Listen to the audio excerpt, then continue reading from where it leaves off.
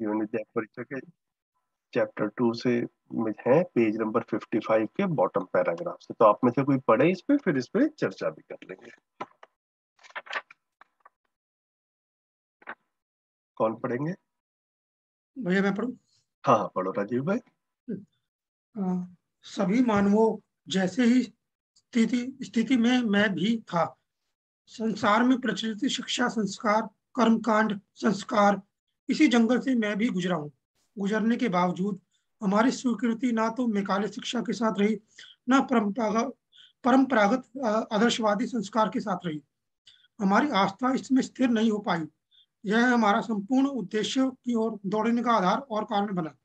हमारी आस्था न शिक्षा परंपरा में, न संस्कार परंपरा में बनी, इसलिए हम शायद रिक्त हो गए और यही हमारा अपने ढंग से दौड़ने का आधार बना। दो घटनाएं तो घट चुकी। इसमें एक घटना जीवन को समझना महत्वपूर्ण रही। जीवन में ही समझदारी समाई है एवं समझदारी पूर्ण विधि हमारे हाथ लगी। मान्यताओं, आस्थाओं के आधार पर हम 4.5 क्रियाओं में जीते हैं। आस्था मतलब बिना जाने मान लेना।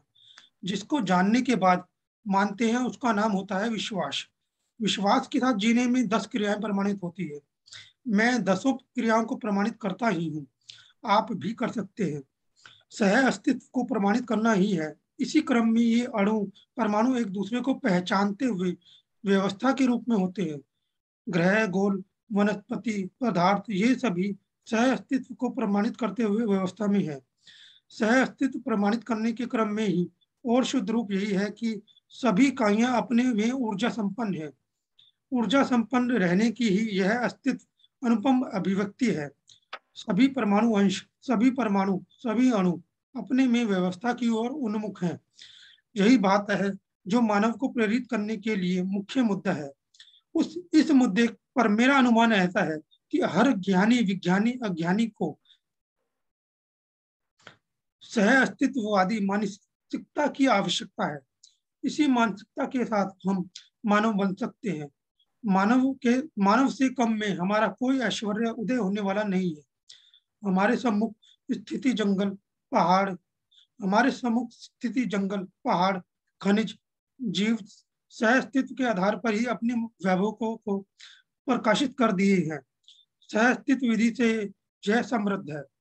सह अस्तित्व नहीं होता तो किसी को संरक्षण मिलना ही नहीं था। इसका मूल तत्व यही है।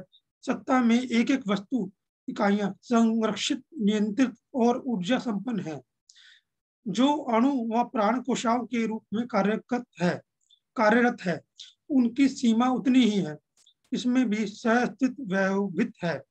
एक कोशा के साथ दूसरे कोशा का सह अस्तित्व होने के कारण बहुकोशा विधि से निश्चित निश्चित रचना रचित कर पाए हैं। ये रचना करने की विधि कोशा में स्थित प्राण सूत्र में निहित रहता है। इसका नाम है रचना विधि। इसमें इसमें निरंतर शोध होता रहता है। इसी गवाही के स्वरूप अनेक प्रकार की रचनाएं हमारे सम्मुख हैं। इस गवाही के साथ हम आश्वस्त हो पाते हैं। प्राण सूत्र में भी और परमाणु अंशों में भी शोध कार्यक्रम है। मानव के शोध कार्य का जो स्रोत है, कल्पनाशीलता, कर्म स्वतंत्रता, उसके बाद विचार शक्ति, इच्छा शक्ति, संकल्प, अनुभव, प्रमाण शक्ति, ये सब शक्तियां अपने आप में अनुसंधान करने के लिए, शोध करने के लिए तत्पर रहते हैं। इन तत्परता के साथ ही इन 10 क्रियाओं के साथ जीने वाली क्रिया, जीने वाला वैभव प्रमाणित हो पाता है। इन 10 क्रियाओं में मुख्य मुद्दा है अनुभव होना और अनुभव मूलक विधि से जी पाना। अनुभव मूलक विधि से जीने के लिए स्वाभाविक रूप से स्रोत बना हुआ है।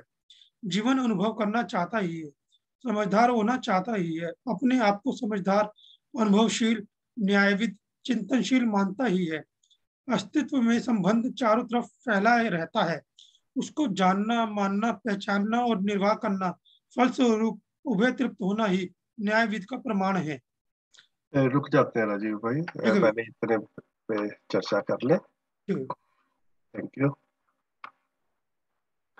तो अभी हमने यहाँ से पढ़ना शुरू किया, तो मतलब इसका जैसे पिछले पैराग्राफ से लिंक देखें तो जो लाइन आ रही थी, जैसे 700 करोड़ लोग आदमी के सम्मुख रास्ता बंद हो चुका, उसी भांति मेरे साथ भी रहा होगा। तो पिछले पैराग्राफ में भी बाबा जी जर्नी के बारे में बता रहे हैं, मानव जाति की जर्नी और अपनी जर्नी के बारे में, कि सब लोग मेहनत ये कर रहे हैं और इतिहास में भी सभी ने की होगी कि चीजें ठीक हो जाएं और समाज एक व्यवस्थित रूप से रहे, धरती पे व्यवस्था रहे।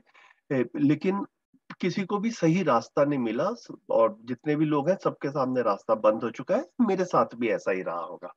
तो इसको कंटिन्यू कर रहे हैं यहाँ से। सभी मानवों जैसी स्थिति में मैं भी था, है ना, जैसे सब कंफ्यूज थे। मतलब बाबा जी बेसिकली क्या कह रहे हैं, कि इस समय हम यहाँ पर 19-20 लोग जैसे प्रस्तुत हैं, प्रेजेंट है। अब हम सब भी अपने अपने कंफ्यूजन्स के साथ में है ना, काफी बार परिवार में, काफी बार समाज में अव्यवस्थाएं देखते हैं। ऐसा ऐसा भास होता है कि चीजें ठीक नहीं है। आजकल जैसे यूक्रेन में युद्ध वाली बात शुरू हुई है पिछले 3-4 दिन से, तो वहां पर भी जिस तरह से टेलीविजन में कवरेज वगैरह दिखा रहे हैं और वहां के नागरिक परेशान हैं। एक्चुअल में पूरे इतिहास में कल्पना में ये बड़ी आसानी से आ पाता है कि कभी भी युद्ध रहा होगा, बेशक वो 5,000 साल पहले रहा हो, लोग परेशान ही रहे हो। युद्ध में आदमी सुखी रहता हो, ऐसा ऐसा होता नहीं। लेकिन फिर भी हजारों साल बीत गए और मानव अभी भी जो है वो जितने भी ये विकसित देश हैं, ये विकसित देश भी युद्ध के, मतलब युद्ध से ही जो पाना चाहते हैं वो पाने की इनकी चेष्टा है, ऐसा हमको बड़ी क्लियरली दिखता है। तो इन कंफ्यूजन्स को देखकर हम परेशान होते हैं, चीजें कैसे ठीक होंगी ये पता चलता नहीं है। तो इन्हीं कंफ्यूजन्स के साथ में जैसे सभी मानना ना, उस स्थिति में मैं भी था। बाबा जी ऐसा कह रहे हैं, है ना। संसार में प्रचलित शिक्षा संस्कार, कर्मकांड संस्कार, इसी जंगल से मैं भी गुजरा हूँ, है ना। जैसे हम सब एजुकेशन से गुजरे हैं और हम सब भी अपने अपने फैमिलीज में, अपब्रिंगिंग में हमने कुछ रिचुअल्स देखे हैं, कर्मकांड संस्कार, बाबा जी उन रिचुअल्स की तरफ कह रहे हैं। ये सब बाबा जी भी इसके थ्रू गुजरे। गुजरने के बावजूद हमारी स्वीकृति ना तो मैकॉले शिक्षा के साथ रही। मैकॉले शिक्षा क्या है, ये कुछ ब्रिटिशर्स ने जो है, वहाँ का कोई सीनियर व्यक्ति थे मैकॉले करके, उन्होंने कुछ ऐसा शिक्षा में क्या होना चाहिए इसके बारे में लिखा था। उसको काफी फेमस है, मतलब आप लोग नेट पे सर्च करेंगे तो किसी का मन हो तो ढूंढ भी सकते हैं इसको, उसकी तरफ रेफरेंस कर रहे हैं। तो क्योंकि ये बाबा जी ने जब, बाबा जी का जो चाइल्डहुड था वो जस्ट प्रायर टू इंडिपेंडेंस, मतलब 1920 का बाबा जी का जन्म था। तो उस समय ब्रिटिश एजुकेशन जो थी वो प्रेविलेंट थी देश में।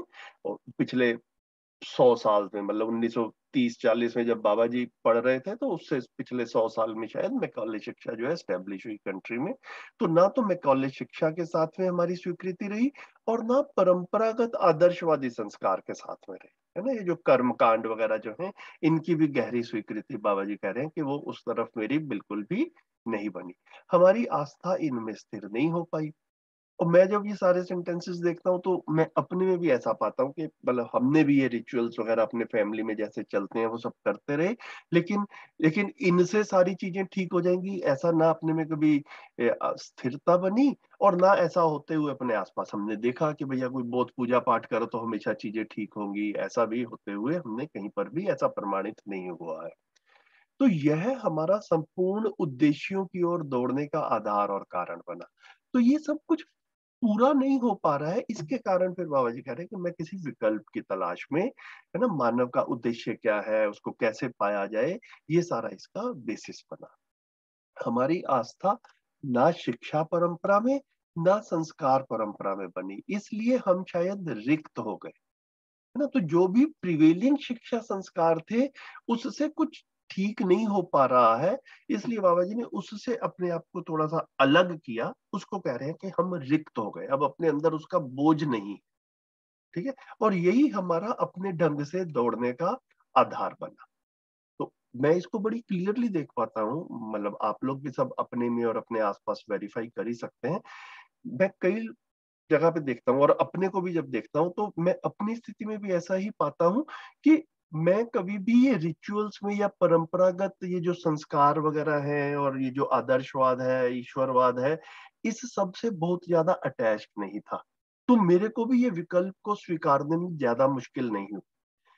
कई लोगों को मैं ऐसा जानता हूँ कि उनकी आस्थाएं बड़ी स्ट्रांग है, बचपन से लेके अब तक जो है ना, ये जो कुछ हम परंपरा के रूप में, ईश्वरवाद के रूप में सुनते हैं, उससे इतनी गहरी अटैचमेंट बनी हुई है कि जब हम विकल्प के रूप में कुछ और आता है जो जो उसको थोड़ा सा थोड़ा सा ऐसा ऐसा इशारा करता है, ऐसा प्रस्ताव देता है कि भैया इन चीजों में अधूरापन है, तो आदमी काफी अपने अंदर कंफ्यूज हो जाता है, काफी जूझता है ना। जहां पर किसी आस्था के साथ में जिंदगी बिता दी, अब उस आस्था को छोड़ते हुए भी काम जो है वो आसानी से नहीं होता है। तो बाबा जी कह रहे हैं कि मेरी उनके साथ में आस्था नहीं बनी, इसलिए हम शायद रिक्त हो गए, बड़ी आसानी से जो है हम जो है ऑल्टरनेटिव को ढूंढने में लग गए, और ये अपने ढंग से दौड़ने का आधार बना।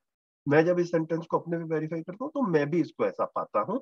आप सब भी अपने में इस चीज को देख सकते हैं कि मतलब जहां पर आप में से किन्हीं की या अपने आसपास देखें आस्थाएं बनी हुई हैं, तो ऐसा भी नहीं कह रहे हैं कि उनको आनन फानन में तोड़ दिया जाए, लेकिन उनका एक क्रिटिकल इवेल्युएशन जो है वो किया जाए, बस इतनी सी बात है ना। इसका अध्यात्मवाद जो पुस्तक है, अनुभवात्मक अध्यात्मवाद, उसमें बाबा जी ने अच्छे से इन सब चीजों को ऑब्जर्वेशन के रूप में देखा है। मतलब उसको बाबा जी ने बार बार वहां पर कहा है कि हम सब ने देखा ही है कि कुछ लोग पूजा पाठ वगैरह ज्यादा फॉलो करते हैं और कुछ लोग नहीं करते हैं। बाबा जी कहते हैं कि मेरे सारे ऑब्जर्वेशन में कहीं पर भी ऐसा नहीं आया कि जो लोग पूजा पाठ करते हैं या जो ईश्वर को मानते हैं उनके साथ में दुर्घटनाएं नहीं होती, और जो ईश्वर को नहीं मानते हैं उनके साथ में दुर्घटनाएं ना। ये वाला अधिकार जो है हम सबके पास है, ये वाली चीजों को ऑब्जर्व करने का। तो क्रिटिकली इवेल्युएट करने के लिए जो है वो ऑप्शन जो है वो हम सबके पास में है। तो दो घटनाएं घट चुकी हैं, इसमें से एक घटना जीवन को समझना महत्वपूर्ण रहा, है ना। तो ये बाबा जी क्या कह रहे हैं कि अपने ढंग से दौड़ने का आधार बना, मतलब मैंने अपने ढंग से एक्सप्लोर किया, समाधि संयम वगैरह जो किया, तो उस करने के उपलब्धि के रूप में दो घटनाएं जो है वो बाबा जी अब मेंशन कर रहे हैं। दो घटनाएं मतलब दो उपलब्धियां।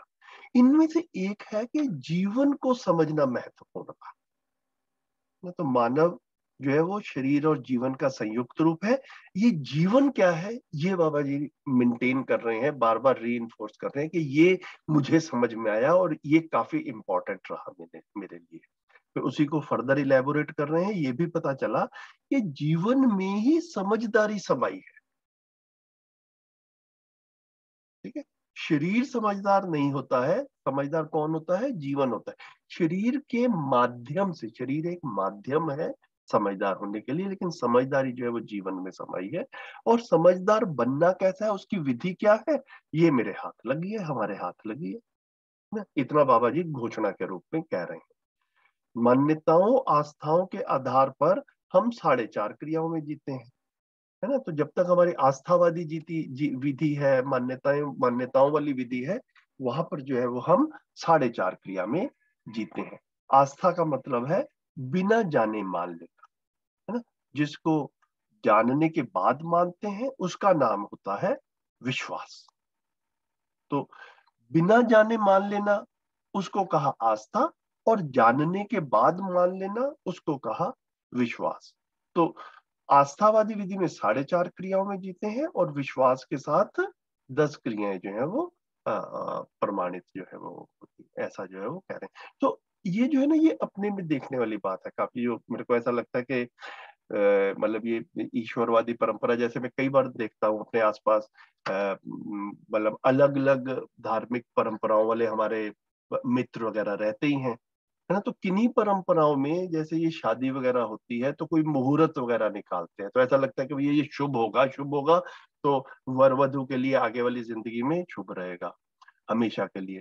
और कई परंपराओं में, जैसे हमारे कुछ मित्र सिख हैं, तो उनके यहाँ पे जब शादी वगैरह होती है तो भैया संडे देखा और शादी जो है वो तय कर ली। अब वो कुछ मुहूर्त वगैरह नहीं निकालते हैं।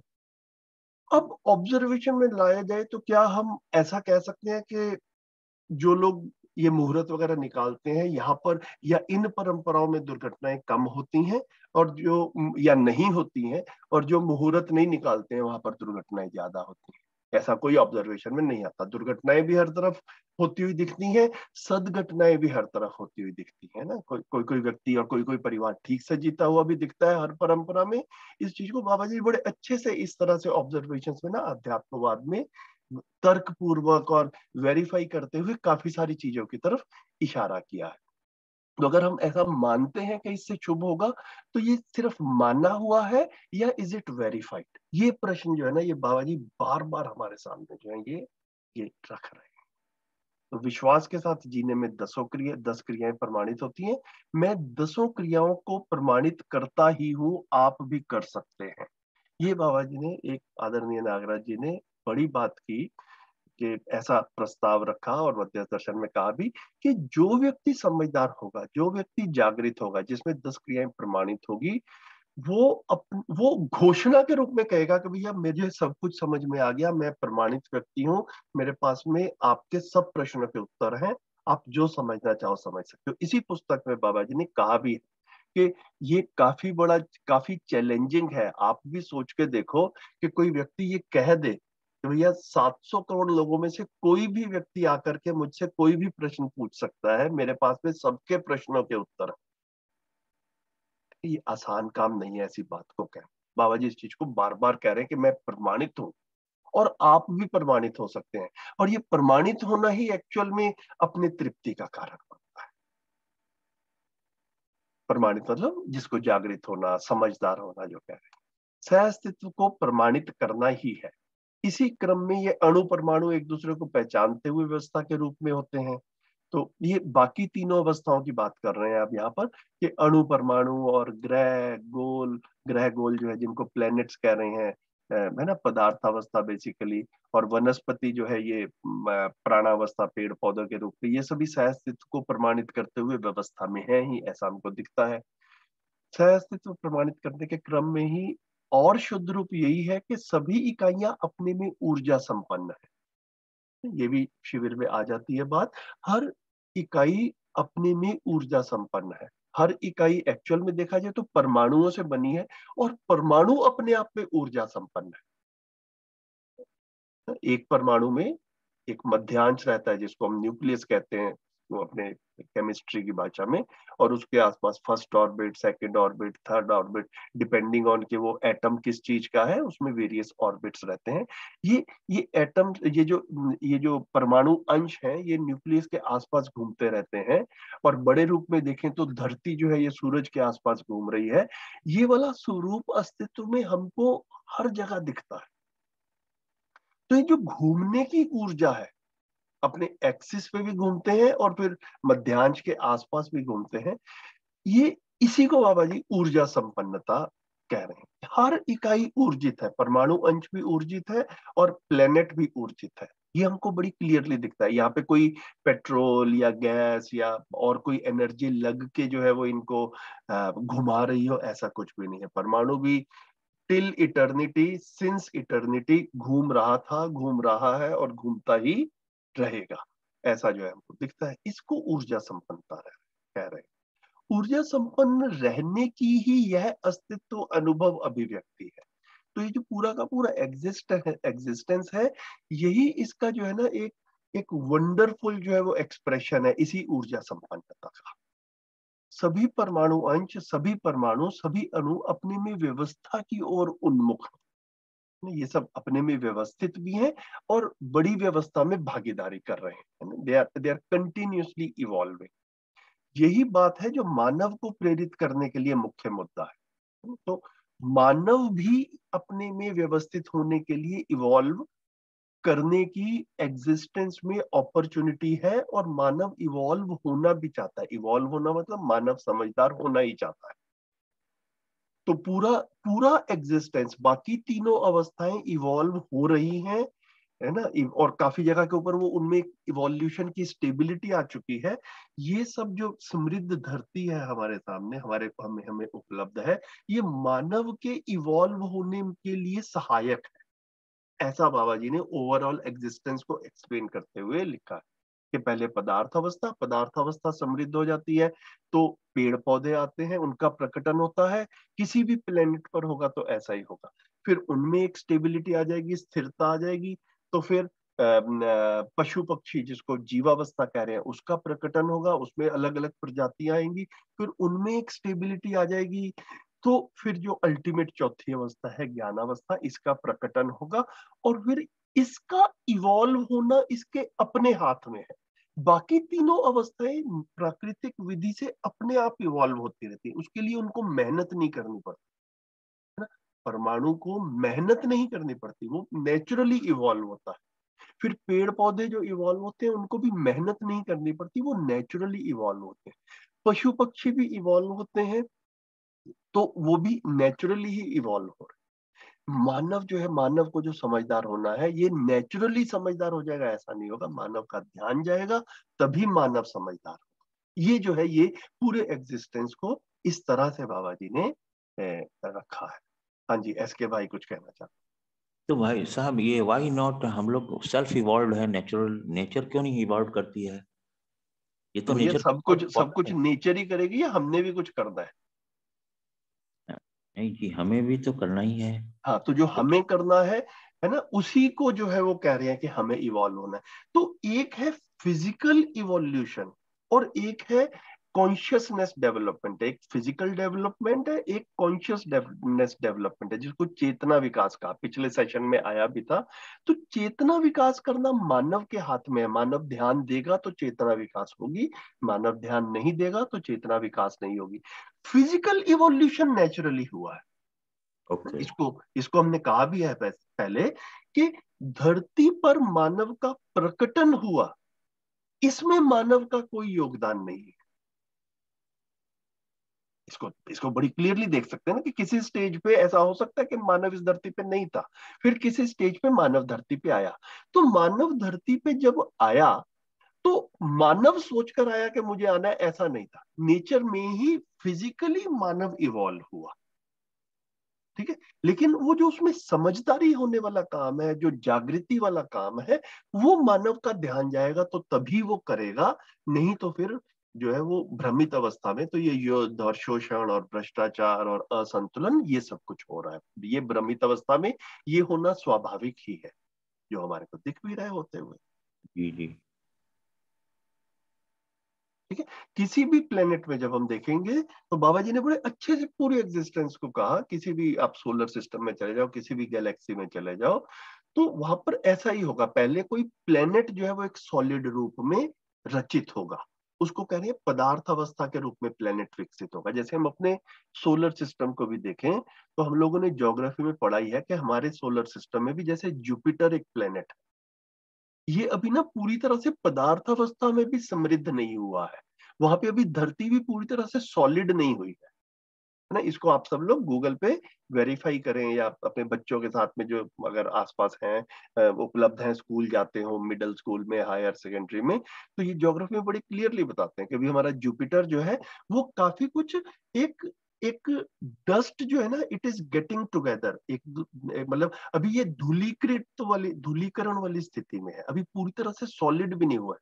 जुपिटर में काफी जगह के ऊपर आप चल भी नहीं सकते क्योंकि सॉलिड अर्थ ही नहीं है, ठीक है। तो वो अभी उसको करोड़ों साल शायद और लगेंगे एक पदार्थावस्था के रूप में समृद्ध होने में, है ना। फिर वहां पर कभी पानी का प्रकटन होगा, फिर जो है पेड़ पौधों की आगे बारी आएगी। तो ये पूरे एग्जिस्टेंस में कहीं भी चले जाएं धरती से बाहर भी, इवोल्यूशन का क्रम ऐसा ही, ऐसा बाबा जी प्रस्तावित कर रहे हैं। और अस्तित्व को जितना देख समझ कर वैज्ञानिकों ने भी देखा है, उसमें से फैक्ट्स को लेकर के इस तरह से हमारे सामने रख रहे हैं। एसके भाई, इतना ठीक लग रहा है ना? जी भाई साहब, जी जी, क्लियर हुआ भाई साहब। ठीक है। जी जी। तो ये बात है जो मानव को प्रेरित करने के लिए मुख्य मुद्दा है ना। तो ये सब कुछ हमारे पास में हो रहा है, हम इसको बस ठीक तरह से देख के समझ पाए। इस मुद्दे पर मेरा अनुमान ऐसा है, बाबा जी कह रहे हैं कि मैंने ऑब्जर्व करके इस नतीजे पर पहुंचा हूं, या ये मेरा एक ऐसा इसको क्या कहें, हाइपोथेसिस है मेरा, कि हर ज्ञानी विज्ञानी अज्ञानी को सह अस्तित्ववादी मानसिकता की आवश्यकता है। तो ये भी ना बाबा जी ने मध्यस्थ दर्शन में और खासतौर पे अपने परिचय शिविर में ये वाले 3 शब्द जो है ये बार बार यूज किए हैं, ज्ञानी विज्ञानी अज्ञानी। तो इनको फिर संवादों में बाबा जी ने स्पष्ट किया। तो ज्ञानी वो है जो वो बाबा जी से पूछा गया कि भैया ये इन तीनों से आप किन किन की तरफ इशारा कर रहे हैं, तो ज्ञानी बाबा जी ने बताया कि जिन लोगों ने ये परंपरा में वेद पुराण या रिलीजियस पुस्तकें या इस तरह की जो कुछ भी चीजें हैं उनको अच्छे से अध्ययन किया है ना, समझे बेशक ना हो लेकिन कम से कम अध्ययन किया है, याद रखा है, उसके बारे में बात कर पाते हैं, उसको कहा ज्ञानी। और जो हमारी परंपरागत एजुकेशन जिसको हम साइंटिस्ट, आज की जो करंट एजुकेशन है उसमें काफी सारा साइंस की तरफ जो है, सुविधाओं की तरफ, वो भी एक समझने की चीज है, बेशक उसको हम एग्रीकल्चर कहें, बेशक उसको हम इंडस्ट्री कहें, बेशक उसको हम ये टेलीकम्युनिकेशंस कहें, इस सारी एजुकेशन को जो समझते हैं, इसमें से किसी किसी एस्पेक्ट में एक्सपर्ट हो पाए, उसको विज्ञानी कहा। तो ज्ञानी जो है वो आस्थावादी तरफ जो इनका ध्यान रहा और उसको समझने की कोशिश की, उसको ज्ञानी कहा। ये जो भौतिकवाद को समझने की कोशिश की और समझा, उसको विज्ञानी कहा। और फिर अज्ञानी जो है वो बेसिकली, उसको बाबा जी ने कहा कि दे आर दी फॉलोअर्स, इनकी अपनी कोई थिंकिंग नहीं है, इन दोनों की ना अपनी अपनी कुछ एक कंक्लूजन्स बन जाते हैं, वो ठीक है या नहीं है इसकी बात नहीं कर रहे हैं, लेकिन कम से कम इनके एक कुछ नोशन रहता है ठीक या गलत का, ऐसा ठीक होता है, ऐसा गलत होता है, ये करना है, ये नहीं करना है, इस तरह के इनके व्यूज रहते हैं। और ये जो अज्ञानी लोग हैं वो बेशक बेशक अच्छी खासी पढ़ाई कर चुके हों, लेकिन उनके कुछ निष्कर्ष नहीं है, ठीक है जैसा मर्जी चल रहा है, जैसा जैसा चल रहा है वैसा चल रहा है, गो विद द फ्लो। इसको जो है वो बाबा जी ने अज्ञानी वाली कैटेगरी में रखा कि इनकी अपनी कोई इंडिपेंडेंट थिंकिंग नहीं है ना, किसी भी तरह के थॉट प्रोसेस की बात कर लो, उनको ज्यादा रहता है हमको क्या, ठीक है, जो हो रहा है सरकारें कर रही हैं उनको करने दिया जाए, हमें तो अपना बिजनेस चलाना है, हमें तो अपनी फैक्ट्री चलानी है, हमें तो खेती करनी है, हमें तो नौकरी करनी है। वो मतलब इनका जो है वो उतने तक सीमित रहता है।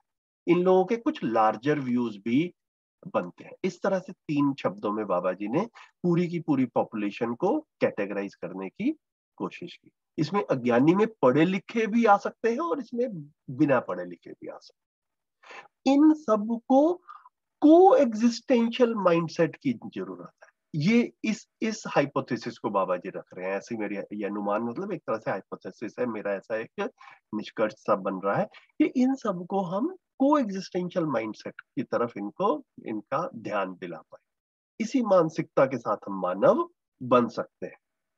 तो मानव से कम में हमारा कोई ऐश्वर्य उदय होने वाला नहीं, मतलब हमारे को अपने अंदर तृप्ति नहीं, मानव की जो हैसियत है वो हम मानवीयता पा जाएं उससे कम में नहीं होने वाला। हमारे सम्मुख स्थित जंगल, जंगल मतलब पेड़ पौधों वाली जो प्राणावस्था है उसकी बात कर रहे हैं, पहाड़ और खनिज जो है ये पदार्थावस्था की बात कर रहे हैं, और जीव जो है ये जीवावस्था की बात कर रहे हैं, पशु पक्षी की। तो हमारे सम्मुख ये बाकी तीनों अवस्थाएं जो हैं ये सह अस्तित्व के आधार पर अपने वैभवों को प्रकाशित कर दिए हैं, है ना। ये सह अस्तित्व के आधार पर जो है एक बड़े अच्छे से हमारे सामने उपलब्ध है, इसमें किसी को कोई डाउट नहीं। सह अस्तित्व विधि से ही ये समृद्ध है, सह अस्तित्व नहीं होता तो किसी को संरक्षण मिलना ही नहीं था। इसका मूल तत्व यही है कि सत्ता में एक एक वस्तु या इकाइयां जो है वो संरक्षित, नियंत्रित और ऊर्जा संपन्न है। किसमें है ये संरक्षित, नियंत्रित और ऊर्जा संपन्न? ये व्यापक में संरक्षित है, व्यापक में नियंत्रित है और व्यापक में ही ऊर्जा संपन्न है। एक एटॉमिक पार्टिकल से सब एटॉमिक पार्टिकल से लेकर के बड़े बड़े प्लेनेट तक और गैलेक्सी तक चले जाएं, सभी कुछ जो है वो एनर्जाइज्ड है, सेल्फ एनर्जाइज्ड है, उनको कोई एक्सटर्नल एनर्जी जो है वो प्लग लगा करके नहीं मिल रही है। ये बाबा जी बार बार इसका ध्यान दिला रहे हैं। तो जो अणु प्राण कोशिकाओं के रूप में कार्यरत है उनकी सीमा उतनी ही है, इनमें भी सह अस्तित्व वैभवित है ना। तो जो भी हमारे सेलुलर स्ट्रक्चर्स हैं और जो मॉलिक्यूल्स हैं वो भी जो है वो को एग्जिस्टेंस, मतलब उसमें को एग्जिस्टेंस मतलब हर एटम और सब एटॉमिक पार्टिकल व्यापक में है, और साथ उसका को एग्जिस्टेंस है व्यापक के साथ में, और सब इनका फिर एटम्स का एक दूसरे के साथ में भी को एग्जिस्टेंस है, as a result of which हमको अणु, अणु मतलब एटम्स नहीं मॉलिक्यूल्स, और फिर प्राण कोशा मतलब सेलुलर स्ट्रक्चर्स के रूप में हमको मिलते हैं, ऐसा दिखता ही है हमको। इसमें भी सह अस्तित्व वैभवित है, सह अस्तित्व की हमको कंटिन्यूटी इसमें दिखती है। एक कोशा का दूसरे कोशा का मतलब एक सेल का दूसरे सेल के साथ भी को एग्जिस्टेंस होने के कारण फिर मल्टी सेलुलर स्ट्रक्चर्स जो है वो भी हमको दिखते हैं। उससे फिर जो है वो हमको दूसरी रचनाएं, मतलब दूसरी अलग अलग, मतलब जो है ना, ये अलग अलग सेलुलर फॉर्म में हमको पेड़ पौधे और पशु पक्षी के जो बॉडीज हैं वो हमको जो दिख रही हैं, वो हमको मल्टी सेलुलर स्ट्रक्चर्स के हिसाब से दिख रहे हैं। ये रचना करने की विधि कोशा में स्थित प्राण सूत्र में निहित रहता है। तो वो जो सेलुलर स्ट्रक्चर है उसी में ही बाबा जी कह रहे हैं कि एक प्राण सूत्र है, उसमें ये इनहेरेंट है, बिल्ट इन है। इसी का नाम बाबा जी रचना विधि कह रहे हैं। इसमें निरंतर शोध होता रहता है। तो एग्जिस्टेंस में जो इवोल्यूशन हो रहा है वो इसी एक्सपेरिमेंटेशन में हो रहा है। अलग अलग सेलुलर स्ट्रक्चर्स, अलग अलग एटम्स जो हैं वो एक दूसरे के साथ में मिलते हैं, उससे कुछ रचनाएं बनती हैं। उनकी फिर कोई लॉन्गेविटी रहती है, कोई लंबे समय तक रहता है, छोटे समय तक रहता है। फिर उसी में ही कुछ एक कंटिन्यूटी बनती है, एक ही सेल से दूसरा सेल बनता है। इसी में निरंतर जो है एग्जिस्टेंस में ऑटोमेटिकली, इसमें मानव कुछ नहीं कर रहा है, इसमें शोध होता रहता है। इसकी गवाही के रूप में अनेक प्रकार की रचनाएं हमारे सामने प्रस्तुत हैं। तीनों अवस्थाओं में अलग अलग हमको दिखती हैं। अलग अलग तरह के पेड़ पौधे दिखते हैं, अलग अलग तरह के पदार्थ और एटम्स दिखते हैं, अलग अलग तरह के जीव दिखते हैं। तो इस सब के रिजल्ट में ही हमको ये दिखता है। इस गवाही के साथ हम आश्वस्त हो पाते हैं कि प्राण सूत्र में भी और परमाणु अंशों में भी शोध कार्यक्रम है। मतलब इसमें भी इवोल्यूशन हो रहा है। ये हमारे को एक एश्योरेंस मिलती है, क्योंकि नई नई स्पीशीज हिस्टोरिकली बनती रही हैं, ऐसा भी साइंटिस्ट ने कहा है, और अभी भी बन रही हैं, ऐसा भी पता चलता है। तो वो क्यों बन रही हैं? क्योंकि ये सारा का सारा इवोल्यूशन जो है, this is a continuous process, ऐसा है। अब मानव पे आए तो मानव के शोध कार्य का जो स्रोत है वो है कल्पनाशीलता और कर्म स्वतंत्रता। तो एवरी ह्यूमन बीइंग के पास में दो वरदान है, ऐसा बाबा जी ने भाषा के रूप में अलग अलग जगह पे कहा। तो मानव में शोध कैसे होगा? मानव की कल्पनाशीलता और मानव की कर्म स्वतंत्रता। मतलब मानव जो भी चाहे वो सोच सकता है और जो भी चाहे वो कर सकता है। इसको हम सब अपने में फील कर ही सकते हैं। मैं आज पूरा दिन क्या करूंगा, इसी कर्म स्वतंत्रता मेरे पास में ही है। मैं पूरा दिन क्या सोचूंगा, इसकी भी ताकत मेरे पास में ही है। ठीक है, तो हम इस ताकत को पहचान पाते हैं कि मैं कुछ करता हूं, वो भी मेरे पास में वरदान के रूप में, ताकत के रूप में है।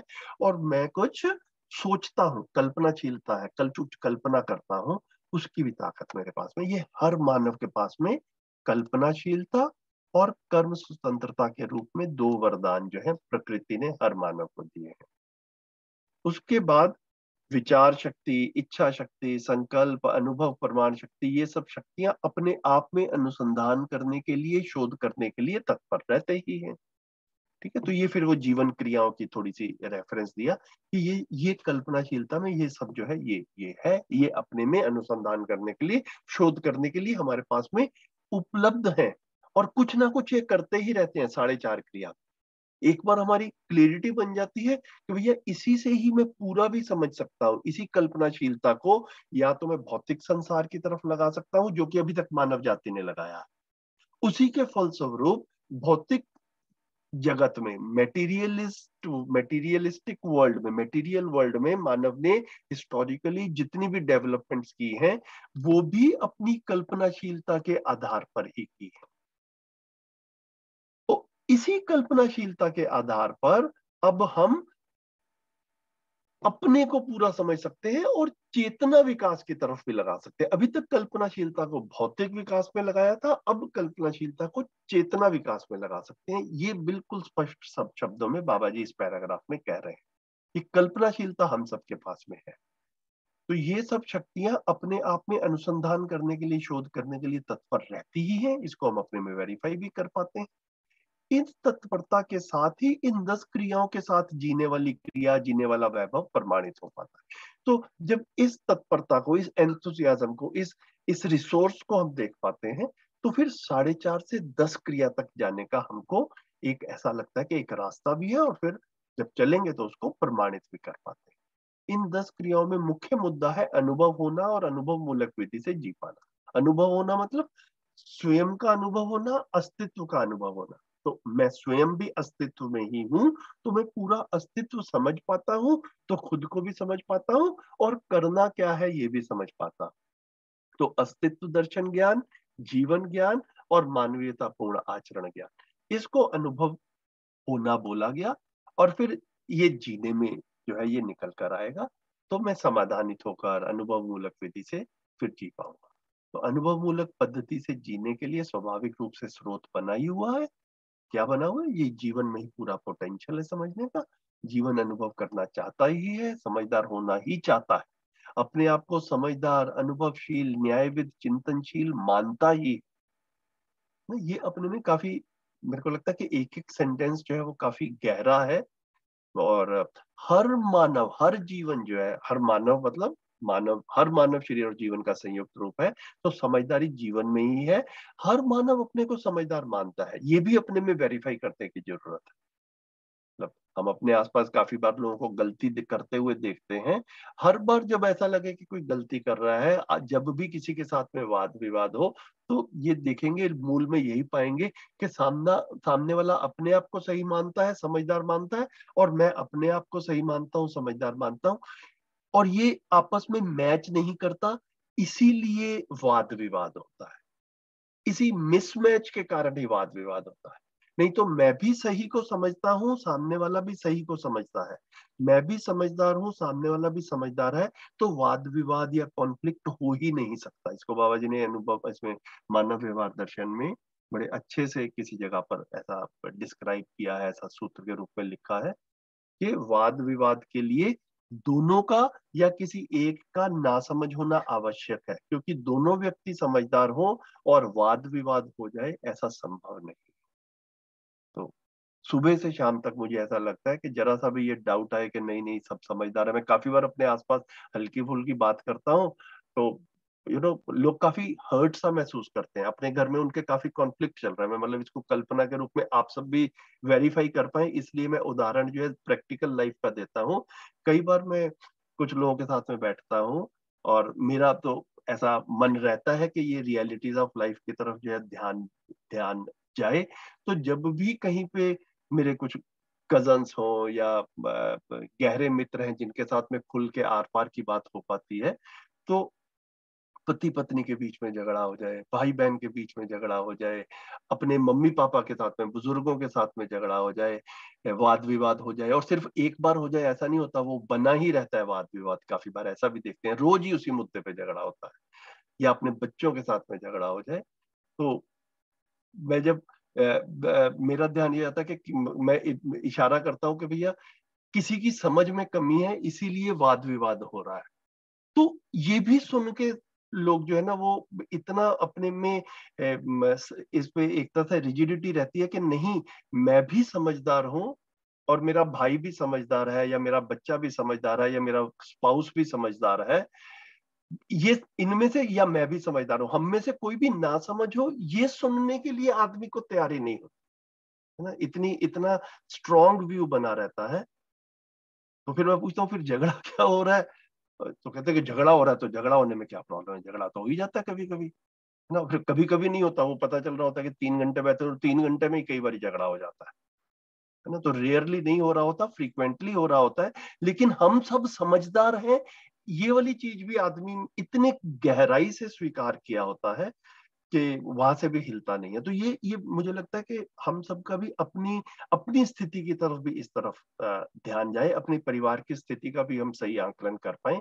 जैसा पिछले पैराग्राफ में कहा बाबा जी ने कि मैं जो है, मैं उसको दोबारा से ढूंढ के हाईलाइट करता हूँ कि जो है ना, इसीलिए इसीलिए हम रिक्त हो पाए मतलब हम जो अपनी रिजिडिटीज जो है ना, इनसे भी हम मुक्त हो पाए। कहीं पर भी मैं बहुत ज्यादा रिजिड नहीं रहा, तो मैं भी अपने में ये देख पाता हूँ कि मेरी समझ में कमी है, मैं जिनको अपना संबंधी मानता हूँ उनकी समझ में कमी है। ये मुझे बड़ी जल्दी, बड़ी आसानी से स्वीकार हो गया। तो हमारी मैं देख पाता हूँ कि यात्रा जो है वो जल्दी और सहजता से शुरू हो पाई।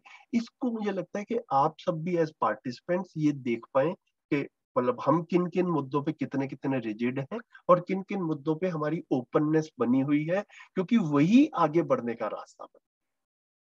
सब कुछ ठीक है, हम सब समझदार हैं, जितना इस रिजिडिटी के साथ में हम बने रहते हैं तो फिर ऐसा लगता है तो फिर तो नेचुरल बात है, फिर कुछ करने की जरूरत नहीं है, पहले से ही समझदार है तो भैया मेहनत क्यों की जाए।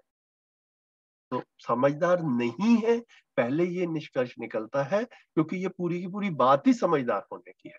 जीवन में ही समझदार से समझदारी समाई है, समझदारी पूर्ण विधि हमारे हाथ लगी है, ऐसा बाबा जी घोषणा कह रहे हैं, घोषणा कर ही रहे हैं। तो ये समझदारी जो है ना, ये कार्यक्रम है, ये उद्देश्य है, ये और इसका आकलन करना बड़ा जरूरी है। तो जितना वाद विवाद हो रहा है, जितने कॉन्फ्लिक्ट्स हैं, वो क्लियरली इंडिकेट कर रहे हैं कि अभी समझ में कमी है, या मेरे में या जिनके साथ में जी रहा हूं उनमें। तो ये एक मुझे लगता है कि महत्वपूर्ण निष्कर्ष है, इसलिए मुझे ये आपके साथ में शेयर करने का मन किया। तो ये है, जीवन अनुभव करना चाहता है, समझदार होना चाहता है, अपने को समझदार होना चाहता है, और हर व्यक्ति अपने आप को समझदार, अनुभवशील, न्यायविद, चिंतनशील मानता ही है। अस्तित्व में संबंध चारों तरफ फैला रहता है, उसको जानना, मानना, पहचानना, निर्वाह करना, फलस्वरूप उभय तृप्त होना ही न्यायविद होने का प्रमाण है ना। तो हमारा हर वस्तु से, हर मानव से और हर वस्तु से संबंध है, और उस संबंध को पहचान पाते हैं तो फिर हम न्यायपूर्वक जी पाते हैं। इतना मुझे लगा कि अपनी तरफ से इसको पढ़ के हम जितना थोड़ा मैं इंटरप्रेट किया, प्रैक्टिकली देखा अपनी लाइफ में, आप में से भी किसी का मन हो, किसी चीज की तरफ ध्यान गया हो, शेयरिंग करना हो, प्रश्न हो, चर्चा कर लेते हैं इस पर।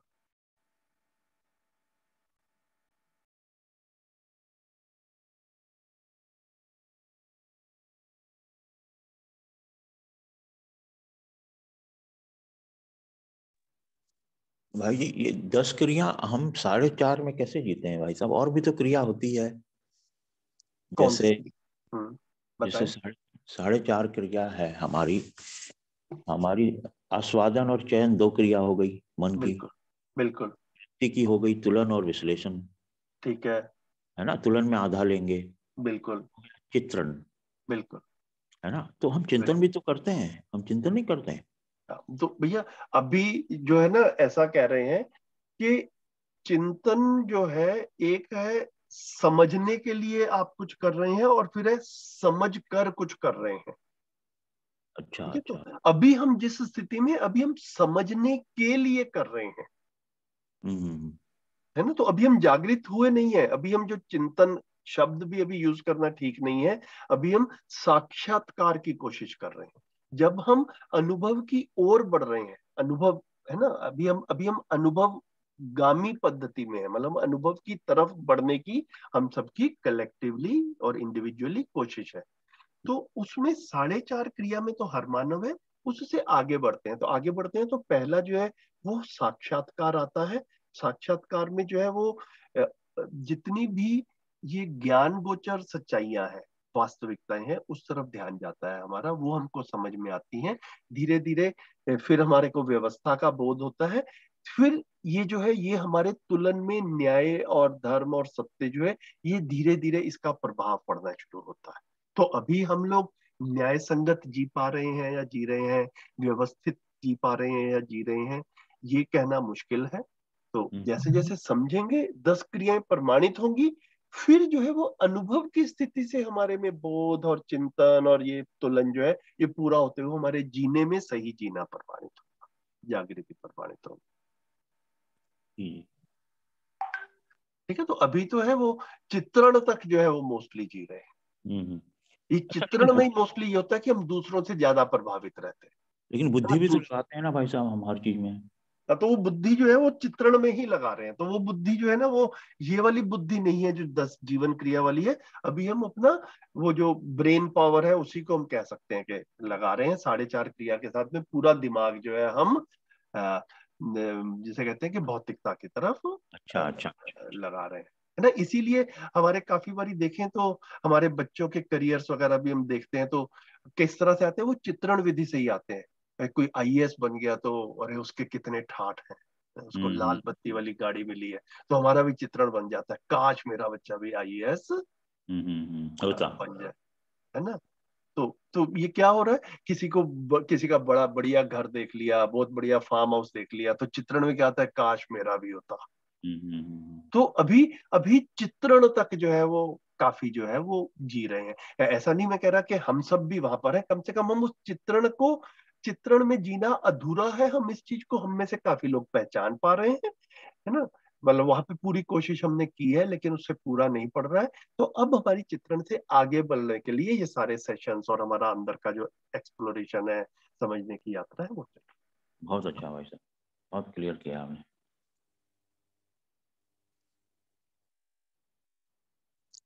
अच्छा, संकल्प थोड़ा क्लियर करिए भाई साहब, संकल्प और रितंबरा में क्या अंतर है? ये अभी आएगा भैया, इसी इसी चैप्टर में ना आगे करके इन सारी क्रियाओं का आएगा, तो हम जब वहां पहुंचेंगे तो उस पे बारे में तभी डिटेल में बात कर लेंगे, है ना। आगे के 5, 7, 10 पेजेस में जीवन क्रिया आने वाली है। और बताएं। बहुत अच्छा।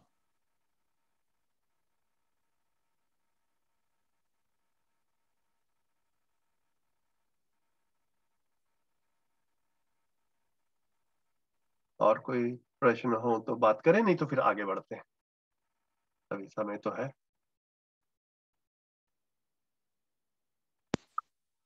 कर लेते हैं भैया आगे थोड़ा सा। ठीक है, तो यहाँ तक हमने जो है वो पढ़ लिया। अभी यहाँ से भी एक पेज और पढ़ लेते हैं और फिर उस पर मुझे चर्चा कर लेंगे, समय है इतना मेरे को लग रहा है। बताइए कौन पढ़ेंगे।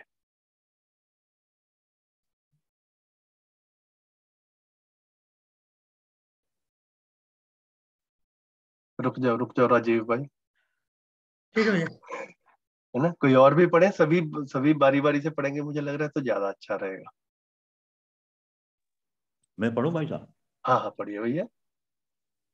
मानव अपने में स्वतंत्र है, समझदार बनना है या नहीं बनना है। यदि समझदार बनना है तो सह अस्तित्व में समझदार बनने की परिस्थितियां समीचीन है। समझदार बनने की पूर्ण सामग्री है, और समझदार नहीं बनना चाहता है उसके लिए भी सामग्री है, किंतु परिणाम दोनों का भिन्न है। ना समझी में सुख, ना समझी में शुभ, सुख घटित होने वाला नहीं। मेरे अनुभव अनुसार हम किसी से बंध कर, लद कर और लड़कर जीना नहीं चाहा, वैसे ही आप भी किसी वस्तु से बंध कर, लद कर और लड़कर जीना नहीं चाहेंगे, और कोई भी फंस कर जीना नहीं चाहता। इस तरह हर व्यक्ति कहीं ना कहीं समझदार होना ही चाहता है, न्याय समाधान में एक सूत्रता पूर्वक जीना चाहता है। आगे बढ़ो भाई जी। हाँ जी हाँ जी। संबंध जो है सभी और जुड़ा ही है, इसे हम भ्रमवश पहचानते नहीं है। यही परेशानी का घर है। जिस क्षण से हम संबंधों को जानना पहचानना शुरू किया है, उसी मुहूर्त से हमें अपने आप से जीवन सहज मूल्यों की निष्पत्ति होती है।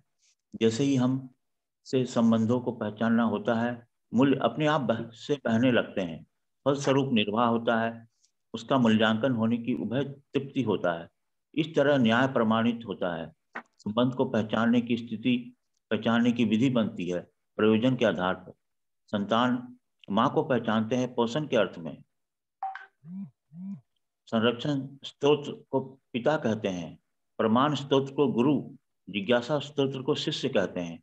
प्रचलित रूप में कहा जा रहा है कि हमें यंत्रवत रहना है, यांत्रिकता में प्रवीण रहना है। क्या मानव एक यंत्र है? इसका उत्तर देने वाला कोई माई बाप है? मैं कहता हूँ मानव यंत्र नहीं है। सारे के सारे यंत्रों का रचयिता मानव है। जितने भी अभी तक यंत्र रचे गए हैं, सभी यंत्रों का जनक मानव है। इसलिए यंत्र मानव को पा नहीं सकते। मानव से कम ही यंत्र बनता है, इसलिए मानव का अध्ययन यंत्र नहीं कर सकता। दूसरा, सभी यंत्र जड़ प्रकृति से बनता है। अभी तक जितने भी यंत्र बनाए गए हैं पदार्थ अवस्था की वस्तु से ही बना है, प्राणावस्था की वस्तु से एक भी यंत्र नहीं बना पाए हैं। ये याद रखने की बात है। मानव तो बहुत दूर की बात है, अभी एक भी यंत्र प्राण कोशिकाओं से नहीं बना पाए हैं, और डिंग हाँकते हैं कि मानव एक यंत्र है। मानव परंपरा के लिए कहाँ तक उचित होगा? अभ्युदय के अर्थ में अभुजय के अर्थ को कैसे पूरा करेगा? अभी तक कितने गहरे ये बात बैठी है कि मानव एक यंत्र है, भोग के लिए वस्तु है। अब तक ऐसा सोचा गया है, जबकि ऐसा नहीं है। जब कोई अपने बच्चे के साथ जीता है तो मैं यंत्र धर्मी नहीं हूँ, ऐसा लगता ही है। रुक जाते हैं भाई, थैंक यू। ठीक है, 20-25 मिनट है तो ये वाला एक पेज ही हम, मेरे को लग रहा है, डिस्कस कर लेते हैं पहले। तो यहाँ से अभी शुरू किया तो संबंध जो है सभी और से जुड़ा ही है, इसे हम भ्रमवश पहचानते नहीं है, यही परेशानी का घर है। तो ये जो इससे पिछले पैराग्राफ में आया था ना कि हम सह अस्तित्व में संरक्षित हैं, मतलब इसको इसी तरह से कह सकते हैं कि सह अस्तित्व की हर वस्तु के साथ में, सह अस्तित्व की हर वास्तविकता के साथ में हमारा संबंध है। उस संबंध को हम नहीं पहचानते हैं तो हमें जो करना है, हमें मतलब मानव को जो करना है, फिर वो अपनी जिम्मेदारी नहीं पहचानता है। संबंध को नहीं पहचाना मतलब संबंध के प्रति मेरी रिस्पॉन्सिबिलिटी है, संबंध के प्रति मेरा दायित्व है, संबंध के प्रति मेरी जिम्मेदारी है, मैं उस जिम्मेदारी को भी नहीं पहचानता हूं। इसका ना कहीं पर इसी पुस्तक में कहीं बाबा जी ने एक उदाहरण भी दिया है, मुझे याद नहीं आ रहा कि पहले आ चुका है या आगे आएगा, क्योंकि इस पैराग्राफ में संबंध की बात हो रही है तो हम उसको यहाँ पे रख के देख लेते हैं। तो बाबा जी ने उदाहरण दिया कि सपोज करो हम ट्रेन में जा रहे हैं कहीं ना, ट्रेन काफी भरी हुई सी है, तो हमारी सीट रिजर्व्ड है और हम बैठे हुए अपना फैल के आराम से। तो ऐसे में कोई हमारे पास में आकर के बैठने की कोशिश करता है तो हमारा नेचुरल रिएक्शन ये रहता है कि भैया ये मेरी सीट रिजर्व्ड है, लाइक ये मेरी सीट है, तुम अपना कुछ देख लो, इस तरह से एक रहता है। मतलब कोई हमारे साथ में आके बैठे तो अपने अंदर की फीलिंग को एक्सप्लोर करे तो लगता है कि यार ये इसने सीट मेरी छीन ली, मैंने बुक कराई थी, अब मेरे को आधी सीट में बैठना पड़ेगा, अब मैं आराम से नहीं बैठ पाऊंगा। ऐसा उदाहरण के रूप में बाबा जी ने कहा और हम सब भी अपने में वेरीफाई कर ही सकते हैं। अब कल्पना करें कि मैं अपनी सीट पे जैसे पहले बैठा था वैसे ही बैठा हूं और सडनली सामने से मेरा कोई पक्का मित्र, गहरा मित्र जो है वो आ गया ट्रेन में अचानक। तो हम स्वयं स्फूर्त विधि से अपने आप ही अपने को थोड़ा सा एडजस्ट कर लेते हैं और कहते हैं आजा आजा बैठ जाएंगे, कोई प्रॉब्लम नहीं है, अरे आराम से चले जाएंगे। ठीक है, तो जैसे ही संबंध को पहचाना हमारा रिस्पॉन्स ही अलग हो गया। जब तक संबंध को नहीं पहचाना था मैं उस वस्तु पे चाहता था कि मेरा एकाधिकार रहे उस सीट पे, और संबंध पहचाना तो एकदम से लगता है कि सीट जो है वो शेयर करने के लिए अपने संबंधियों के साथ में। तो बाबा जी इशारा क्या कर रहे हैं कि संबंध को फील कर पाते हैं तो हमारा रिस्पॉन्स दूसरी तरह से होता है, और संबंध को नहीं फील कर पाते हैं तो हमारा रिस्पॉन्स दूसरी तरह से। तो मैं काफी बार ये युद्ध वगैरह भी होते हैं तो मैं काफी बार इस चीज को ऐसा देख पाता हूँ कि जैसे आजकल भी एक युद्ध का माहौल बना हुआ है, तो एक देश बड़ी आसानी से अपनी सेना को भेज के दूसरी दूसरी सिटी पे मिसाइल्स फेंक रहे हैं और गोलाबारी हो रही है और काफी लोग मर रहे हैं। मैं कई बार कल्पना करता हूँ कि जो अटैक करने वाला देश है, सपोज करो उसका जो हेड ऑफ द आर्मी है या हेड ऑफ द स्टेट है, जो राष्ट्रपति है या जो भी डिसीजन ले रहा है, उसके सगे संबंधी भी दुश्मन देश में रहते हो, उसके बच्चे वहां पर रह रहे होते, तो क्या युद्ध का निर्णय इतनी आसानी से हो पाता कि चलो वहां पर जाके बम गिरा दो, वहां पर मिसाइल्स दाग दो? तो अपने आप में जैसे ही सोचते हैं ये बड़ा क्लियरली दिखता है कि भैया, क्योंकि काफी बार क्या रहता है कि जिन देशों में लड़ाई हो रही होती है वो कुछ साल पहले एक ही बड़े देश का हिस्सा होते हैं, है ना। रशिया में भी देख लें, इंडिया में भी देख लें, 100 साल पहले तक जो है वो एक बड़े साम्राज्य का पार्ट रहते हैं, एक एंटिटी होती है, फिर आपस में कुछ मनमुटाव होते हैं तो देश जो है कई टुकड़ों में बट जाता है। तो कई संबंधी इस देश में रह लेते हैं, कई संबंधी उस देश में रह लेते हैं। तो अपने में ये फील किया जाए कि जिस देश में अटैक कर रहा हूं उसी देश में मेरे बच्चे भी रह रहे हैं, उसी राजधानी में मेरे बच्चे भी रह रहे हैं, अब निर्णय लो युद्ध का, अब मिसाइल दागो। तो संबंध को ना पहचानने के कारण ही छोटी से छोटी गलती से लेके युद्ध जैसी बड़ी गलती भी हो रही है। ठीक है, ये जो है अपने में एक्सप्लोर करने वाला, फील करने वाला जो है वो मेरे को लगता है कि हम सब जितने गहरे से देख पाए ये इस तरफ ध्यान जाता है। जिस क्षण से हम संबंधों को जानना पहचानना शुरू किया, उसी मुहूर्त से हम में अपने आप से जीवन सहज मूल्यों की निष्पत्ति होती है ना। फिर अपने आप ही हम स्नेह पूर्वक जीते हैं, फिर अपने आप ही हम सम्मान पूर्वक जीते हैं, विश्वास पूर्वक जीते हैं, ममता का भाव बना रहता है ना। ये सब जो है ये अपने आप होता है जैसे ही संबंध को पहचान लेते हैं। स्नेह जो है वो अपने आप महसूस होता है, और संबंध को नहीं पहचाना तो फिर स्नेह वाली फीलिंग नहीं रहती है, फिर वो अजनबी है, फिर उसको जिए मरे कोई फर्क नहीं पड़ता उसको। हाँ जी, हाँ जी एसके भाई। भाई साहब, हम लोग तो संबंध में लड़ाई करते हैं पहचान के कि अपने भाई से लड़ाई कर रहे हैं, अपने पिता से लड़ाई कर रहे हैं कहीं। तो जब तक भैया समझ नहीं आई होती यही सब कुछ हो रहा होता है ना।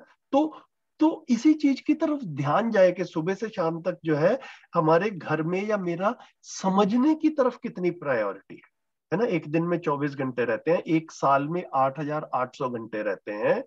उन 8,800 घंटे में से समझदार बनने के लिए मैं कितने घंटे लगाता हूँ? उस 8,800 घंटे जो एक साल में रहते हैं, उसमें से मेरे परिवार में समझदारी के लिए कितना टाइम लगता है? मेरे परिवार में ये प्रायोरिटी बनी है कि नहीं बनी? मुझ में ये प्रायोरिटी बनी है कि नहीं बनी? है ना। एक साल में मैं टीवी कितने घंटे देखता हूँ, एक साल में मैं मौज मस्ती कितने घंटे देख करता हूँ, और एक साल में मैं समझने के लिए मेरे परिवार में कितने घंटे लगते हैं, ये देखने की बात है। तो एकदम से पता ही चलता है भैया, समझने के लिए काम नहीं किया तो समझदारी आई भी नहीं। जब समझदारी नहीं आएगी तो झगड़ा होगा ही। कभी वो बातचीत का झगड़ा होगा, कभी शब्दों के बाण चलाए जाएंगे, और कभी महाभारत में जैसे एक्चुअल में बाण चले हैं भाई भाई के बीच में, वैसे भी चले। समझदार बन के संबंध निभाना। समझदारी ही से संबंध निभते हैं भैया, ओके। है ना। तो अगर संबंध में झगड़ा हो रहा है या झगड़ा हो नहीं रहा है, काफी बार एडजस्टमेंट में हम लोग झगड़ा करते नहीं है, लेकिन अपने अंदर जो है भाव यही रहता है कि यार मजबूरी है, बोलने से भी झगड़ा होता है तो ना ही बोलो, ऐसा करके, है ना। मतलब आपस में स्नेह का भाव है, आपस में सम्मान का भाव है, या सिर्फ सम्मान का दिखावा है? ये देखने की जो है वो एक आवश्यकता के रूप में हम देख पाए। तो जहां जहां संबंध को पहचानते हैं वहां संबंध ऑटोमेटिकली बहते हैं। जैसे वो ट्रेन वाला एग्जांपल दिया ना, अपने आप सीट दी जाती है अपने संबंध को। ये जो है इस तरह से लिंक कर रहे हैं। तो फलस्वरूप फिर निर्वाह होता है और मूल्यांकन करने पर उभय तृप्ति होती है ना। इस तरह न्याय प्रमाणित होता है। संबंध को पहचानने की स्थिति, पहचानने की विधि बनती है प्रयोजन के आधार पर। तो संबंध किस लिए है ये एक बार समझ में आता है तो फिर उसका निर्वाह भी होता है। तो प्रयोजन जो है संबंध का वो क्या है? तो अभी काफी बार जो है एक बड़ी गलती क्या हो रही है कि परिवारों में सब एक दूसरे के साथ में एक समूह के रूप में, एक परिवार के रूप में जी रहे हैं। तो परिवार का लक्ष्य क्या है? तो मेरे को जितना मैंने ध्यान दिया भैया अपने आसपास, मेरे को ये क्लियरली दिखा कि काफी परिवार, जो बाबा जी ने बार बार ध्यान दिलाया और हम इसको वेरीफाई कर सकते हैं, काफी परिवार सुविधा संग्रह को लक्ष्य माने हुए, है ना। सुविधाओं का मैक्सिमाइजेशन हो जाए, संग्रह मैक्सिमम हो जाए, पैसा मैक्सिमम हो जाए, ये परिवार का लक्ष्य है और इसके लिए सब लगे हुए हैं। तो जब मैं अपनी सुविधाओं और सुविधा संग्रह के लिए लगा रहता हूं, अपने परिवार के लिए लगा रहता हूं, तो सिर्फ इन तक ही सोच पाता हूं, फिर बाकियों का नहीं सोचता, है ना। इसी तरह से हमने काफी बार बात की, देश के स्तर पर भी यही रहता है काफी बार। अगर देश में भी समझदारी नहीं है और देश की जो सरकार चलाने वाले हैं, जो कर्ता धर्ता है, वहां पर भी समझ की कमी है, तो अपने देश के नागरिकों तक जो है ना वो जिंदा रहने के धरातल पर काम करते रहते हैं। फिर दूसरे देश वालों का क्या हो, उनका शोषण होता है तो हो, उन पे मिसाइल चलती है तो चले, फिर वो उससे हमारे को तकलीफ नहीं होती, ऐसा जो है वो देख पाते हैं। तो प्रयोजन क्या है? तो प्रयोजन सुविधा संग्रह है, प्रयोजन रिसोर्सेज है, नेचुरल रिसोर्सेज को कलेक्ट करना है, वो है। यह संबंध जो है वो समझदार बनने के लिए संबंध है। तो बाबा जी बार बार ये कह रहे हैं कि जागृति, या जिसको समाधान समृद्धि अभय से स्थित, ये मानव लक्ष्य है, और सारी की सारी वस्तुएं इनके लिए समर्पित है। तो वस्तुएं इंद्रिय सुख के लिए नहीं थी, वस्तुएं समाधान समृद्धि अभय सह अस्तित्व के लिए थी। तो हमें भी मोबाइल चाहिए, हमें भी इंटरनेट चाहिए, हमें भी लैपटॉप चाहिए, लेकिन उस लैपटॉप से हम ये इस तरह के कॉल्स कर सकते हैं, इस तरह के सेशंस कर सकते हैं और समझदारी के लिए अपने आप को लगा सकते हैं, या फिर मौज मस्ती और एंटरटेनमेंट वाला भी काफी सारा काम जो है वो भौतिक वस्तुओं के साथ में बना ही रहता है। तो संबंध को पहचानने की स्थिति, पहचानने की विधि बनती है प्रयोजन के आधार पर। संबंध का एक प्रयोजन रहता है। तो संतान माँ को पहचानती है पोषण के अर्थ में। तो जब एक छोटा बच्चा रहता है, कोई भी मानव संतान हो, कहीं भी हो, किसी भी समय में हो, उसका शरीर का ध्यान रखने वाले जो है वो उसके घर के बड़े ही रहते हैं। तो उसके पोषण के लिए आवश्यकता जो है वो रहती है। तो प्रधान रूप में शरीर रचना में माँ का एक बड़ा रोल रहता है, नेचुरली एंड बायोलॉजिकली। तो उसको माँ के साथ में लिंक किया, लेकिन सिर्फ माँ ही बच्चे के शरीर का ध्यान रखती है ऐसा नहीं। तो जो भी बच्चे के शरीर के पोषण के अर्थ में ध्यान रखता है, उसको माँ के रूप में रखा गया। संरक्षण जो है, फिर बच्चे के शरीर की रक्षा भी करनी है ना। एक तो पोषण है, मतलब खाने पीने के रूप में, एक है वैसे रक्षा करनी है, मौसम से रक्षा करनी है। आप पार्क में लेके जाते हो तो वहां पर आप देखते हो कि बच्चा कहीं झूले से गिर ना जाए, वहां पे कहीं आसपास कोई स्ट्रे डॉग्स या कोई और ना हो जो बच्चे को किसी तरह से नुकसान पहुंचा पाए, कोई दूसरे बच्चे ही ना हो जो बच्चे को बुली कर दें। तो वो एक रक्षा वाला पार्ट आ जाता है, संरक्षण वाला पार्ट आ जाता है। तो उसको जो है वो उसकी भी बच्चे को आवश्यकता है, तो उसको जो है वो पिता कहा। बच्चे को तो कुछ कुछ व्यक्ति जो है वो समझे हुए होंगे, वो प्रमाण के स्रोत होंगे, उसको गुरु कहा। और कई लोगों को जिज्ञासाएं होंगी, बच्चों को और बड़ों को भी हो सकती हैं, उसको शिष्य कहा। तो इस तरह से संबंध में सब संबंधों को हम समझ सकते हैं। 7 संबंध जो है वो मध्यस्थ दर्शन में बाबा जी ने प्रस्तावित किए ही हैं, उनकी तरफ आपका ध्यान गया ही होगा पहले भी। उसमें से कुछ संबंध जो है, ये 2-3 संबंध यहाँ पर आ गए, माता पिता संतान और गुरु शिष्य यहाँ पर आ गए। तो प्रचलित रूप में कहा जा रहा है कि हमें यंत्रवत रहना है, यांत्रिकता में एक्सपर्ट रहना है। क्या मानव एक यंत्र है? तो ह्यूमन बीइंग, ऐसा प्रश्न पूछ रहे हैं कि is human being a machine? तो क्या इसका कोई जवाब देगा? तो बाबा जी कह रहे हैं कि मैं कहता हूं, मतलब डंके की चोट पे कहता हूं कि मानव मशीन नहीं है, मानव एक यंत्र नहीं है। काफी बार परंपरा में इस तरह की आवाज आती है कि भैया मानव जो है, मानव भी एक मशीन ही है। बाबा जी कह रहे हैं कि मानव एक मशीन नहीं है, सारे के सारे यंत्रों का रचयिता मानव है। मानव ने ही सब यंत्र बनाए हैं। जितने भी अभी तक यंत्र बनाए गए हैं, सभी यंत्रों का जनक मानव है, उसी को दूसरी भाषा में कहा। इसलिए यंत्र मानव को नहीं पा सकते। मतलब जो बनाने वाला है वो सुपीरियर है और जिसको बनाया गया है वो इंफीरियर है। तो यंत्र को मानव ने बनाया है, तो yantra will always remain inferior to human being, और human being will always remain superior to the yantra, to the machine. ऐसा जो है वो कह रहे हैं। मानव से कम ही यंत्र है, इसलिए मानव का अध्ययन यंत्र नहीं कर सकता, है ना। कोई इंफीरियर जो है वो अपने से सुपीरियर का अध्ययन नहीं कर सकता।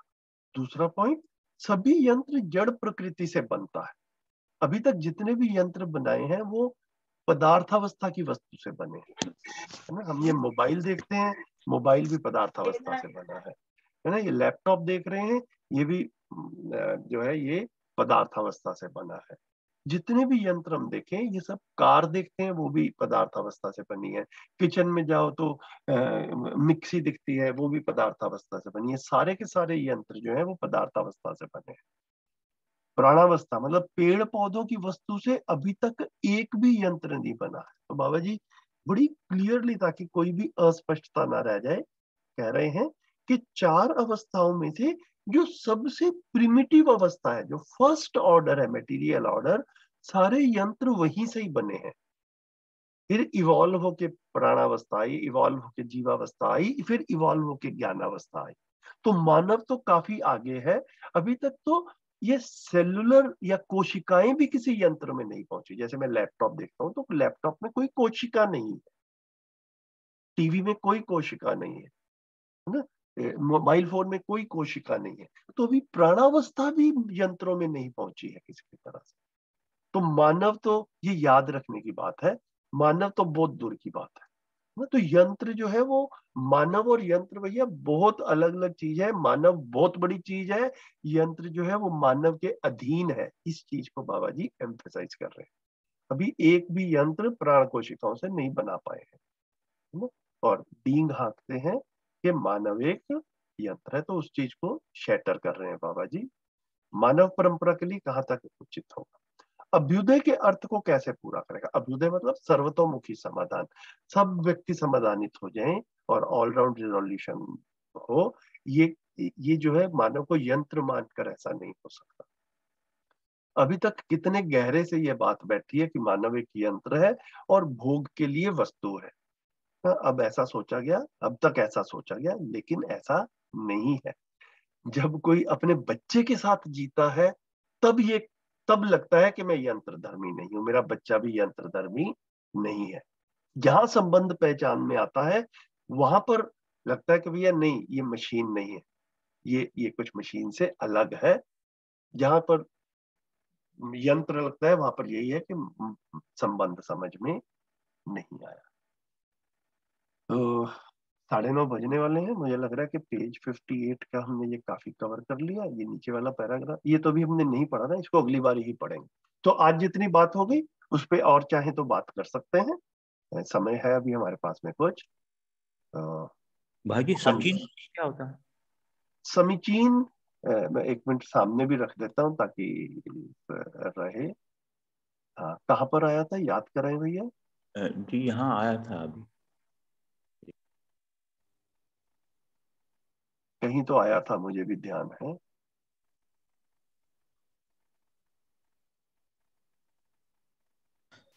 ये 46 या 48 पेज पे 46 नहीं, अभी आज ही आया, आज आया है ना।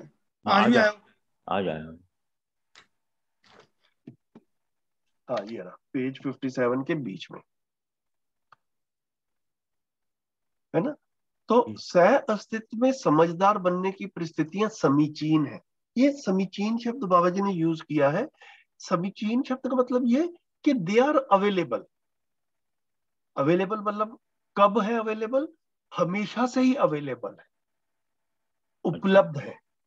मानव को समझदार बनने के लिए जो कुछ भी चाहिए, सरकमस्टांसेस चाहिए और जो जो कुछ भी चाहिए, वो हमेशा से आसपास अवेलेबल है, आसपास ही उपलब्ध है। अच्छा, ठीक है, इसको दूसरे शब्दों में कहें कि ये एग्जिस्टेंस में कुछ भी रहस्य नहीं है। इस पूरे एग्जिस्टेंस को समझा जा सकता है। अपने आप को समझने के लिए मतलब सह अस्तित्व जो है हम सबको समान रूप से उपलब्ध है। ऐसा नहीं है कि एग्जिस्टेंस मेरे सामने अलग तरह से उपलब्ध है और देव भाई के सामने अलग तरह से उपलब्ध है और राजीव भाई के सामने अलग तरह से उपलब्ध है। एग्जिस्टेंस सबके सामने समान रूप से उपलब्ध है, सर्कमस्टांसेस भी सबके सामने उपलब्ध है, अवेलेबल है और आसपास ही है। समझना चाहे तो समझ सकते हैं और नहीं समझना चाहे तो जहां खड़े हैं वहीं पे खड़े रह सकते हैं और पूरी शरीर यात्रा उसमें निकल सकते हैं। इसको इस तरह से देखें। समीचीन मतलब आसपास ही है, निकट ही है, कहीं दूर नहीं है, ये काम कोई मुश्किल नहीं है, ऐसा बाबा जी कह रहे जी जी धन्यवाद। हैं। राजीव भाई आप क्या कुछ कह रहे थे? हाँ जी भैया। भैया जो ट्रेन वाला उदाहरण है उसके अंदर जैसे कि कोई आदमी जिसको हम पहचानते नहीं है वो आता है तो हम उसके लिए जैसे जगह नहीं देते हैं। तो कुछ कुछ नेचुरल इंसान लगता है कि हम अपने परिवार में जैसे देखते हैं जिनको हम जानते पहचानते हैं तो उनके साथ थोड़ा सा मुझे ये क्वेश्चन ना अजीब लग रहा है, थोड़ा नेचुरलपन लग रहा है कि जैसे नेचुरल ये चीज हमारे यहाँ। हाँ, तो बस इसको ना भैया ये काफी बार क्या आता है, ये अपने में समझ आएगी, मतलब इस तरफ हमारा ध्यान जाए। सबसे पहले तो क्या ऐसा मैं करता हूं या नहीं करता, तो फिर एकदम से ध्यान आता है कि भाई हाँ करता तो हूं। ये सिर्फ ट्रेन वाला उदाहरण नहीं है, और भी कई तरह के उदाहरण जो है हो सकते हैं जो कि मतलब हमारे आसपास जो वो होता रहता है। मतलब हम कहीं पर जा रहे हैं, कहीं पे दुर्घटना हो गई, अपने आसपास देखा, सड़क पे जा रहे थे, साथ में कोई बाइक वाला गिर गया, साइकिल वाला गिर गया और हम किसी इंपॉर्टेंट काम से जा रहे हैं। हम देख सकते हैं कि भैया कई बार लगता है कि ठीक है और बाकी लोग ध्यान रख लेंगे। अब पता चले कि भाई जो जो जो गिरा था वो अपना ही बच्चा था या अपना ही कोई क्लोज फ्रेंड था। एकदम से जो है फीलिंग आती है कि भैया तब तो काम सारे वेट करेंगे, सबसे पहले इनका ध्यान रखा जाएगा।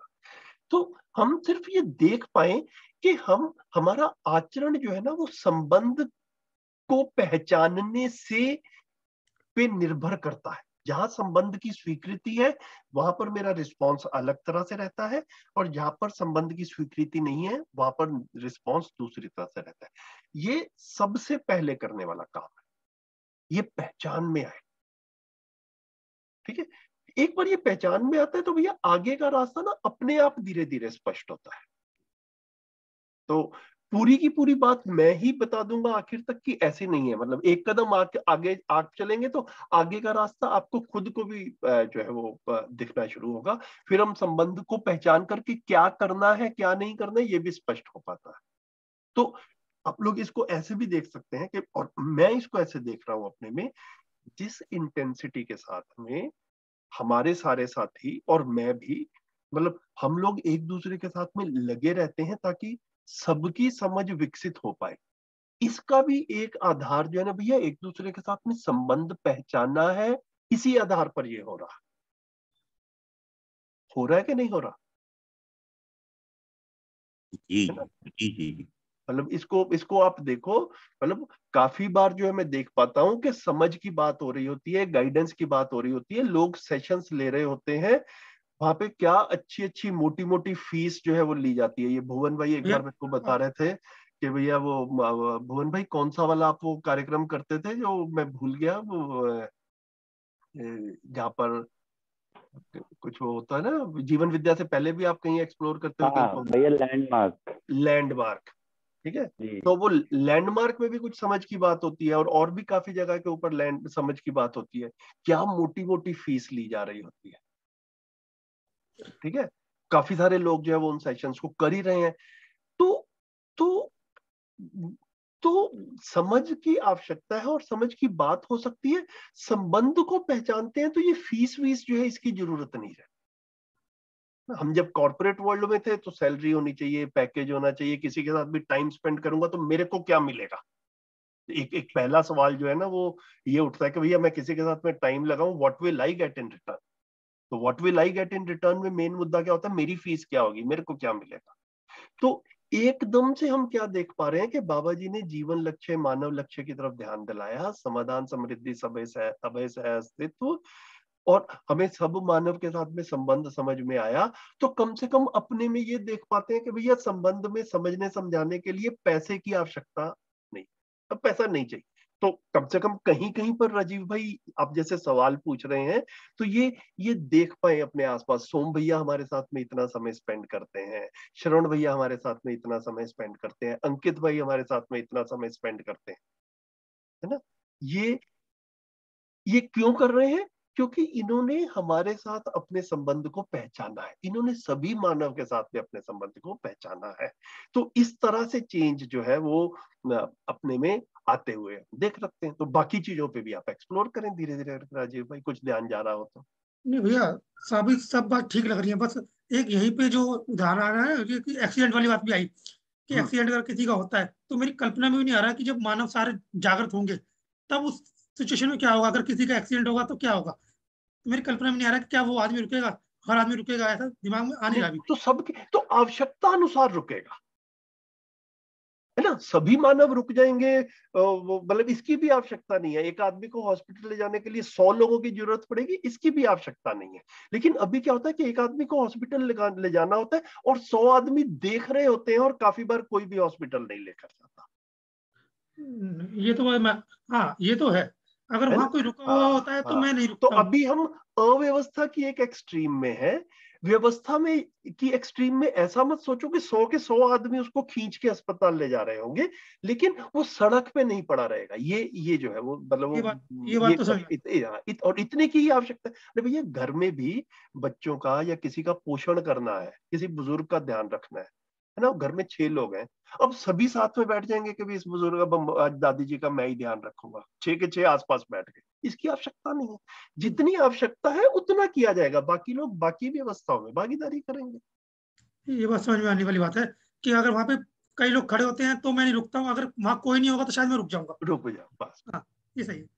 लेकिन काफी बार ऐसा भी सुनने में आता है कि हम तो वहां पर होते भी नहीं है, लेकिन खबर आ जाती है, मीडिया में आता है कि भैया कोई किसी का एक्सीडेंट हुआ और 15 मिनट तक खड़े ही रहे, कुछ हुआ ही नहीं, है ना, वो किसी ने गलत कुछ नहीं किया, तो ये अव्यवस्था की पराकाष्ठा है। ये बात समझ, ठीक है। है ना। सिमिलरली घर में क्या होगा, घर का एग्जांपल जैसे दिया, घर में भी बड़ी सारी चीजें हैं, सभी लोग मिलके वही काम करेंगे, इसकी जरूरत नहीं है। कोई बाहर जाके कुछ करेगा, कोई घर में कुछ करेगा, तो सब होता रहे, ये व्यवस्था है। सही, ठीक है भाई। और बताए।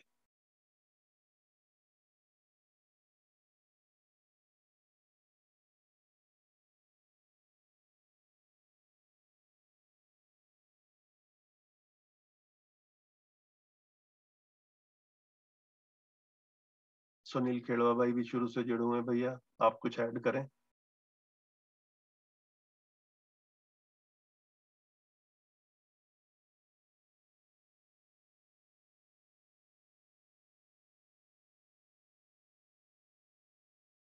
संध्या दीदी, पूनम जी। सर नमस्ते। नमस्ते नमस्ते।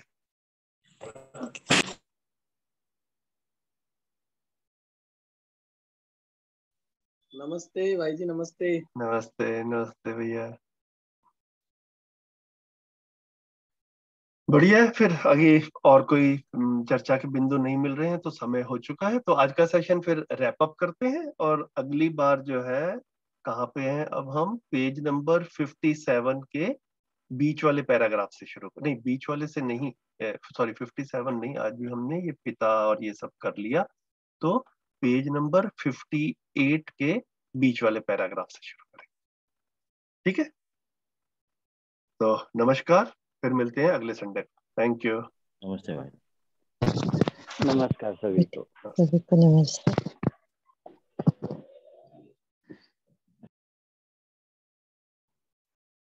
जी नमस्कार जी, सभी को नमस्कार।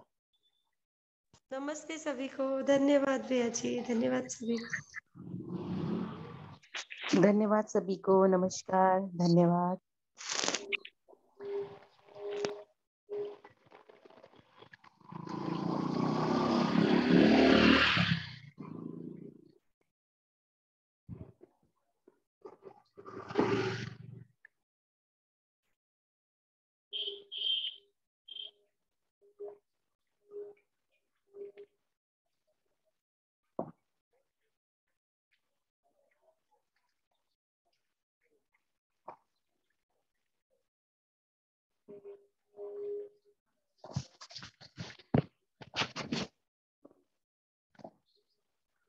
और सुनाइए, क्या काम चल रहा है? सब्जी वाला काम कितना बढ़िया तो था आपका, हैं? नौकरी करने लगे? क्या करने लगे? जो पहले करता वही काम है, टीवी बनाता हूँ। अच्छा, डेंटेक्स में काम किया है वो 7 साल। क्या बनता है उसमें? मीटर एंड बिल बनता है। अच्छा, बढ़िया।